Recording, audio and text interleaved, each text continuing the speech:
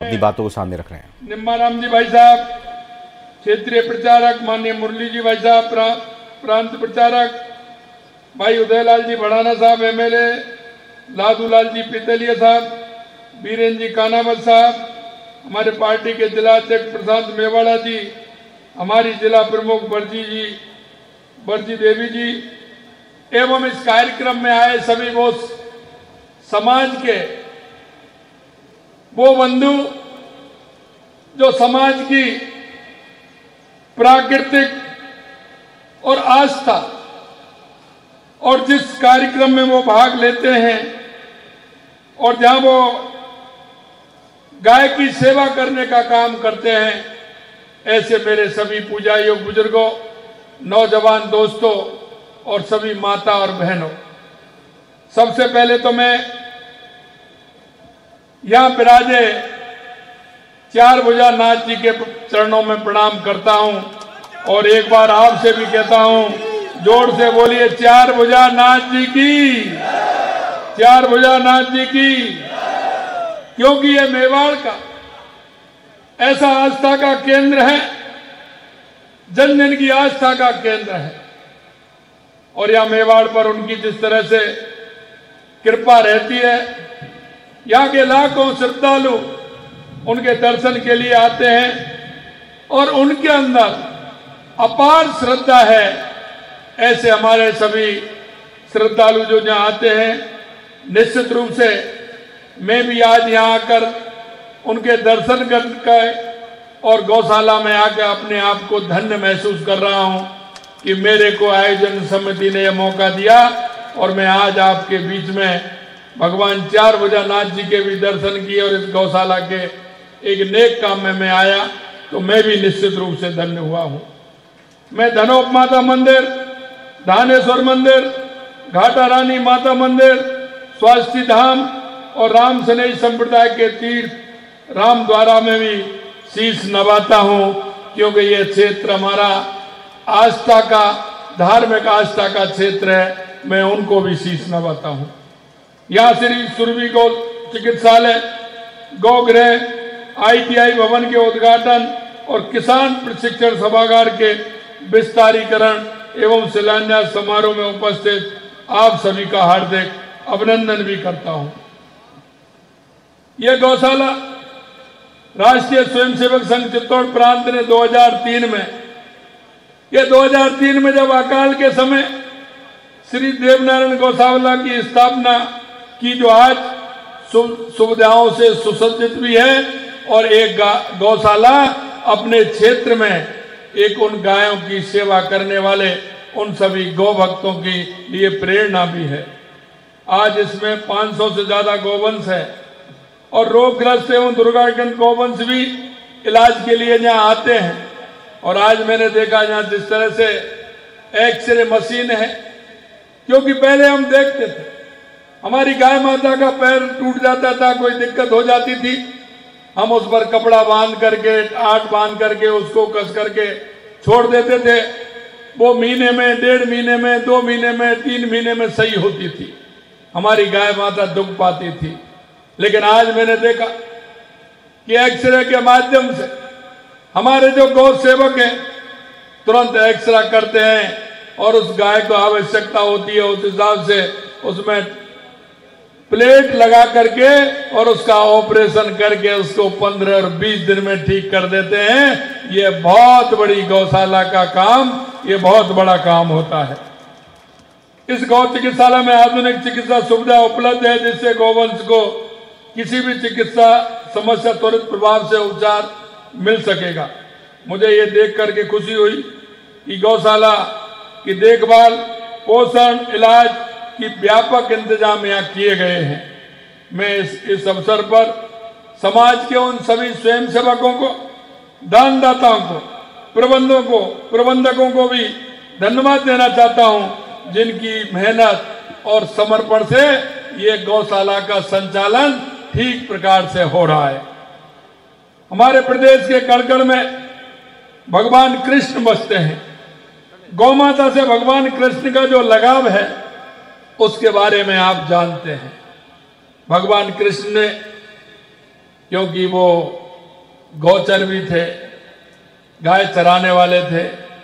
गायों के लिए जब देखा कि इंद्र भगवान कुपित होकर के वर्षा कर रहे हैं, तो भगवान कृष्ण ने गिरिराज पर्वत को उठा करके हम जन की भी सेवा की और गौ की रक्षा करने का काम भगवान कृष्ण ने किया था। मित्रों, मैं कहना चाहता हूं, मैं जिधर जाता हूं लोग कहते हैं कि साहब बारिश अच्छी हो रही है। अरे आप गौ भक्त हो इसलिए बारिश हो रही है, यह गौ माता की कृपा है इसलिए बारिश हो रही है। गौ माता का सनातन संस्कृति में हमेशा ऊंचा स्थान रहा है। हमारी सनातन संस्कृति में छोटे छोटे अनुष्ठान से लेकर बड़े बड़े आयोजनों में हमारी गाय माता का बहुत बड़ा योगदान है। हमारी गाय माता की पूजा होती है, और अगर गाय माता की जिस घर में पूजा होती है वो घर बढ़ता ही जाता है, और गाय माता ऐसा आशीर्वाद देती है कि वो घर आगे ही बढ़ता है, कभी पीछे नहीं होता है। क्योंकि अगर घर में गौ माता होगी तो आदमी गाय का दूध पिएगा, घी खाएगा, दही खाएगा, तो व्यक्ति स्वस्थ रहेगा। स्वस्थ रहेगा तो उसके मन में काम करने की कल्पना भी स्वस्थ होगी, क्योंकि मन स्वस्थ होता है, शरीर स्वस्थ होता है तो मन स्वस्थ होता है, और मन स्वस्थ होता है तो उसका काम भी स्वस्थ होता है। ये हम सभी जानते हैं, क्योंकि उसके गोबर से और गौमूत्र से भी हमारा घर पवित्र होता है। और आपने देखा होगा कि उसकी गौमूत्र की कितनी उपयोगिता है। हमारे जोरा राम जी ने आपको बताया है। हमारे घरों में प्रतिदिन जो चूल्हा जलता है जिससे खाना बनता है, पहले गौ के कंडे से जो खाना बनता है और गाय का, क्योंकि हवन में भी गाय के गोबर वाले कंडे काम में आते हैं, उससे वो वातावरण बनता है, उससे जो वायुमंडल है वो वायुमंडल शुद्ध होता है, और गाय का गोबर प्रदूषण को समाप्त करने का काम करता है। हम गाय को चारा खिलाते हैं, गाय को गुड़ खिलाते हैं, गाय की सेवा करते हैं, क्योंकि गाय की सेवा हमारे शास्त्रों में सिर्फ 3 माताओं को कहा है। मां तो मां है ही, लेकिन धरती मां, गौ माता और गंगा माता, ये मां के साथ में 3 माता और हैं जिनकी हम पूजा करते हैं। अगर इसका मन से महत्व आप समझोगे तो माता का जो लाड और प्यार है ये धरती माता से भी मिलता है, गौ माता से भी मिलता है, और गंगा माता से भी मिलता है। इसलिए हमारे सनातन में इनको पूज्य माना गया है। हमारी संस्कृति में गौ माता की महिमा का अंदाज इसी बात से और लगाया जा सकता है। आप देखते हैं पंडित जी के पास जाते हैं, और ये अब का नहीं है, यह सनातन से चला आ रहा है कि गाय माता जब जंगल से गांव की ओर आती है, उस बेला को, क्योंकि जब वो आती है तो धूली उड़ती है, और उस बेला को गोधूली कहते हैं। जब पंडित जी व किसी के फेरा नहीं निकलते हैं, समय ठीक नहीं होता है, तो क्या कहते हैं, गोधूली में फेरा पाड़ लेना, आपकी 9 10 सिद्ध हो जाएंगी। अब आप देख लीजिए कितना बड़ा महत्व है, कितना बड़ा महत्व है। गोधूली के अंदर अगर कोई भी हम शुभ काम करेंगे तो वो शुभ काम अच्छा होगा। ये भी हमारी संस्कृति में आता है कि गोधूली बेला बहुत ही शुभ मानी जाती है। गाय का महत्व भारतीय जनमानस में सदियों से रचा बसा है। गाय और पूरे गोवंश को हम आस्था और श्रद्धा के रूप में देखते हैं।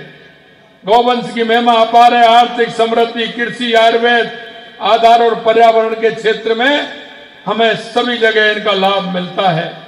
हमारे अनेक पर्व सीधे गौवंश के लिए, आपने देखा होगा 2-3 त्योहार तो हमारे इसी के मनते हैं। गोपाष्टमी हमारी होती है और गोवर्धन पूजा भी होती है। और गोवर्धन पूजा के दिन हम गाय को आराम से धुलाते हैं, उसकी सेवा करते हैं, नए उसके गले में नया बना करके उसकी अच्छी तरह से सजाने का काम करते हैं। कितनी बड़ी सेवा होती है और उसको हम पूजते हैं। वो हमारे जीवन का आधार होती है और हर पल हमारे जीवन का आधार होते हुए गाय माता जो हमको शकुन देती है और हर क्षेत्र में हमको, चाहे आर्थिक समृद्धि हो, कृषि हो, आयुर्वेद हो, चाहे हमारा पर्यावरण के क्षेत्र हो, सब में उनका उपयोग होता है। हमें भी गाय के प्रति अपनी जिम्मेदारी को समझना है, उसे निभाना चाहिए। हमारी जिम्मेदारी है गौ माता की देखभाल हम ठीक प्रकार से करें। और आप करके देख लीजिए, अगर आपके पास गाय है तो सुबह जाइए, गाय माता के दर्शन कीजिए, उसके पैर छूइए और उसकी जो पूंछ होती है अपने सिर पर लगाइए और देखिए आपका दिन कैसे होता है और आपके घर में समृद्धि कैसी आती है। जहां आप परेशान होंगे, घर में बीमारी होगी, अब आप कहेंगे ये, मैं बता रहा हूं गाय की सेवा का महत्व बहुत बड़ा होता है। हमारी सरकार गौवंश संरक्षण गौपालक की सहायता के लिए सभी जरूरी कदम उठा रही है। हमने 1 लाख रुपए तक का ब्याज मुक्त ऋण उपलब्ध कराने के लिए गौपालक क्रेडिट कार्ड देने का काम किया है। जिसके घर में अगर 1 या 2 गाय होंगी, 3 गाय होंगी, हम जैसे खेती का क्रेडिट कार्ड मिलता है, ऐसे हम गौ पालक क्रेडिट कार्ड देने का काम करेंगे और 1 लाख रुपए का कार्ड मिलेगा। और इसमें एक बात यह भी है कि आप सबसे पहले हम जाते हैं, कहीं भी हमारे रिश्तेदारी में जाते हैं तो हम क्या पूछते हैं, खेतीबाड़ी कैसी है साहब आपके यहाँ, बताइए। किसान का काम तो यही है ना, बताइए साहब खेतीबाड़ी कैसी है। पहला प्रश्न तो ये पूछते हैं, बोले बहुत अच्छी है साहब, बारिश अच्छी हुई है, अच्छी खेतीबाड़ी है। दूसरा क्वेश्चन क्या होता है, घर में दूध बूध हो रहा है कि नहीं हो रहा है, यही पूछते हैं ना, दूध बूध हो रहा है कि नहीं हो रहा है। अरे किसानों आप तो यही पूछते हैं ना, हैं? पहले खेती की पूछते हैं, फिर दूध की पूछते हैं। तो मैं आपसे कहना चाहता हूं मेरे किसान भाइयों, ये इसीलिए, और उन छोटे बालकों के लिए, बालिकाओं के लिए, जो छोटे बच्चे घर में रहते हैं, अगर किसी के घर में दूध नहीं है तो ये गौपालक कार्ड इसीलिए है कि 1 गाय 2 गाय लाइए, घर में गाय रखिए, जिससे कि बच्चे भी स्वस्थ रहें और आंगन भी स्वस्थ रहे। इसलिए गौपालक क्रेडिट कार्ड हमने दिया है, जो बच्चों ठीक प्रकार से रह सकें, स्वस्थ रह सकें, मस्त रह सकें। हमने प्रदेश में गौवंश संरक्षण के लिए संवर्धन की दृष्टि से पंजीकृत गौशालाओं को, जैसा कि हमारे मंत्री जी ने बताया, अनुदान में 10% की वृद्धि भी की है। प्रदेश के 100 गौशालाओं में हमने इसलिए, क्योंकि आप देखते हैं अगर गौकाष्ठ अगर किसी को मिलेगा तो वह दूसरा ईंधन कोई नहीं खरीदेगा। हमने इसलिए 100 मशीन निःशुल्क उनको देने का काम किया है, जिससे हमारी गौशालाओं में ठीक गौकाष्ठ बन पाए और उसका उपयोग ठीक रूप से हो पाए, जिससे कि हमारे वायुमंडल में किसी भी तरह का कोई प्रदूषण नहीं हो। हम प्राकृतिक प्रदूषण किसी प्रकार का करने के लिए, हमने पर्यावरण को बढ़ावा देने के लिए हमने 100 गौशालाओं में गौकाष्ठ मशीन उपलब्ध कराने का काम किया है। लोगों के उत्थान के लिए हमारी सरकार निरंतर काम कर रही है। हमने बजट में शाहपुरा के लिए पूरा ख्याल रखा है। हमने शाहपुरा में सड़कों का बेहतर बनाने का संकल्प लिया है। हमने कासौरिया, कावलियाबाद, डाबला, खामोर, बलदरगाह सड़क का निर्माण कराएंगे। 9 चौक से चावंडिया चौराहे तक हाई लेवल पुल पर डिवाइडर समेत अप्रोच सड़क का निर्माण कार्य कराने का काम भी हमने किया है। यही नहीं, दियास, पनोतिया, देवरिया, धनोव का कैरोट सड़क का निर्माण और खारी नदी पर हाई लेवल ब्रिज एवं सीढ़ी वर्क का भी काम कराया जाएगा। ये भी हमने यहाँ के लिए किया है। राजकीय चिकित्सा देवली से कूचलवाड़ा माता जी के मंदिर तक सड़क चौड़ाईकरण में नाला डिवाइडर सीसी सड़क का निर्माण कराने का काम भी किया है। त्रिवेणी चौराया जहाजपुर देवली रोड का उन्नयन का कार्य कराने का भी काम किया है। सरसिया से भूभार तक सड़क का चौड़ाईकरण सुदृढ़ीकरण का काम भी हमने बजट में लिया है।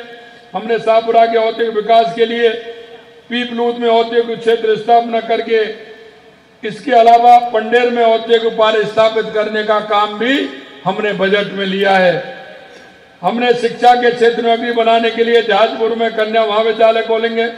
कोटरी में नवीन महाविद्यालय की स्थापना की जाएगी, ये भी हमने किया है। जहाजपुर में जनजाति छात्रावास और सरसिया में जनजाति बालिका छात्रावास का निर्माण कराया जाएगा। हमने बजट में चिकित्सा सुविधाओं को बेहतर बनाने का भी पूरा ध्यान रखा है। सामुदायिक स्वास्थ्य केंद्र जहाजपुर को उप जिला चिकित्सा में क्रमोन्नत करने का काम किया है। सरदार नगर और अमरगढ़ के उप स्वास्थ्य केंद्रों को प्राथमिक स्वास्थ्य केंद्र में क्रमोन्नत करने का काम किया है। जिला अस्पताल शाहपुरा हेतु भवन निर्माण का कार्य करवाएंगे। गाडोली जहाजपुर में नवीन पशु स्वास्थ्य केंद्र खोला जाएगा। इसके अलावा गुड़ा जहाजपुर में 33 केवी जीएसएस, बनेड़ा में खेल स्टेडियम, शाहपुरा में खेल अकादमी, जहाजपुर में नगरपालिका एवं फल सब्जी मंडी की स्थापना की जाएगी। बनेड़ा में रोडवेज बस स्टैंड संबंधी कार्य भी करवाए जाएंगे। हमने काले हिरणों के संरक्षण हेतु शाहपुरा जिले के आशोक क्षेत्र को आर्केड से निश्चित एवं कंजर्वेशन रिजर्व क्षेत्र घोषित करने का काम भी किया है। हमने जो जितनी बजट की घोषणा आपके यहाँ की है, आने वाले समय में निश्चित रूप से वो सभी धरातल पर आने वाली है। मैं आपको इतना विश्वास दिलाता हूं कि हमने जो संकल्प पत्र में जो आपसे वायदे किए थे, निश्चित रूप से हमारी सरकार उनको पूरा करेगी। मेरा आप सभी से आग्रह है कि आप एक नागरिक होने के नाते हमारी केंद्र की या राज्य की सरकार की जो योजनाएं हैं उनका क्रियान्वित ठीक प्रकार से हो, इसकी चिंता भी आप लोग करें। क्योंकि हम इस प्रदेश के, जिले के और इस क्षेत्र के हम नागरिक भी हैं। हम सभी का कर्तव्य भी बनता है कि हम गौ माता की सेवा करें। हम ऐसे लोगों की सेवा करें जो अंतिम पायदान पर खड़े हैं, जिस व्यक्ति को आवश्यकता है। कौन मेरी बूढ़ी माँ है जिसको आवश्यकता है, कौन मेरा विकलांग भाई है, मेरा वो गरीब मजदूर भाई है जिसको सरकार की योजनाओं की आवश्यकता है और सरकार की योजनाओं से उसको लाभ मिल सके, योजनाओं से उनको जीवन स्तर कैसे ऊपर उठा सके, ऐसे सभी लोगों का ध्यान रखते हुए हमें काम करना है। आपको देखना है मेरे पड़ोस में ऐसा कौन सा व्यक्ति है जिसको इन योजनाओं का लाभ मिल सकता हो। हम हमारे गांव में, ढाणी में, पड़ोस में उसे देख करके उसका लाभ भी दिलवाएं। अंत में मैं इतना कहना चाहता हूं कि देश के यशस्वी प्रधानमंत्री नरेंद्र मोदी जी ने 5 जून को पर्यावरण दिवस के अवसर पर एक पेड़ मां के नाम उन्होंने अपील की है। मैं आप सभी से आग्रह करना चाहता हूं, एक पेड़ मां के नाम अवश्य लगाएं। और आप देख रहे हैं जिस तरह से अब की बार हमारे प्रदेश में इंद्र भगवान की कृपा है, अच्छी बारिश हो रही है। मैं कहना चाहता हूं अगर एक पेड़ मां के नाम हम सभी ने मेहनत करके लगा दिया, उसकी परवरिश हो गई, तो ये बारिश जो अब की बार हो रही है ये हमेशा होने वाली है। ये मैं आपको विश्वास दिलाता हूं। क्योंकि पर्यावरण के क्षेत्र में अगर हम काम करेंगे तो हमारा पर्यावरण ठीक रहेगा, और हमारा पर्यावरण ठीक रहेगा तो हमारी इस तरह से बारिश भी होती रहेगी।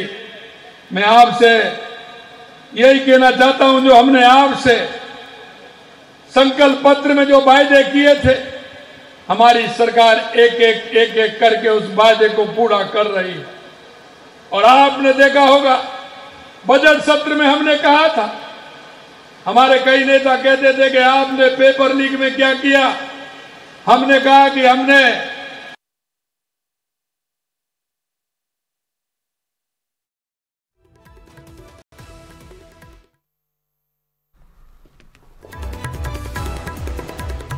तो अभी आप सुन रहे थे।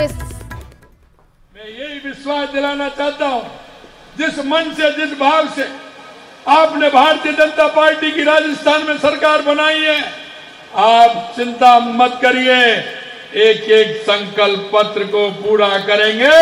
ऐसे लोगों को मौका आ रहा है, धीरे धीरे अपने आप ही आ रहे हैं और ये अंदर भी जाने वाले हैं। आपने देखा होगा, अभी कह रहे हैं, वो मुरली वाले को कहते हैं कई लोग, अरे ये हमारी सनातन संस्कृति है, ये मुरली वाले की तो कृपा है। और मैं कहता हूं, जो सनातन संस्कृति को नहीं मानता, मुरली वाले को नहीं मानता, वो माँ बाप की सेवा भी नहीं करेगा, उनके प्रति भी उसका भाव नहीं होगा। ये मैं विश्वास से कहना चाहता हूं। मित्रों, अंत में मैं आपसे इतना निवेदन करना चाहता हूं कि हमारी जो सरकार की योजनाएं हैं, उन योजनाओं को ठीक प्रकार से उस व्यक्ति को